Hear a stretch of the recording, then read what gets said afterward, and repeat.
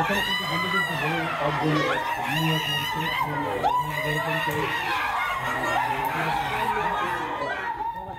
স্বামী ৫টার পরে গেছে, আদানের পরে ফসে ফসে হয়েছে, কয় বারমু। আমি কই যাবেন, কয় মুখ সেফা ধুয়ে ব্যারিস্টার লয়ে গেছে উনি ইয়ার আওয়াজ শুনছে।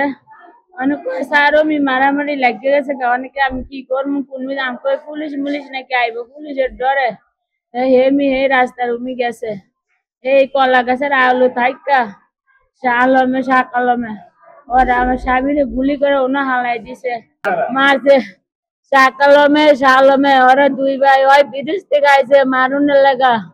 ওই বাইতে চলে না কয়দিন ধরে আয়া এই আমাকে বাড়ির উমি হেমিদা ঘুরে আরে ফিটিং করে বুদ্ধি করে হেরাম কই দেহ বইয়া মেয়ে বালা না তুমি পারে না, কই না আমি যাইতাম না।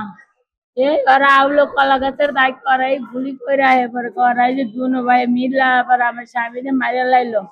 ওরা ৩ ভাই থাকলে আমরা খারিতে পারতাম না, ওরা জিতনে লেগা এ লেগা ওরা এমন কাম করলো। তার গুলিটা হচ্ছে ডান দিকে, তলপেটের দিকে, ডান দিকে বুলেটের আঘাত আছে।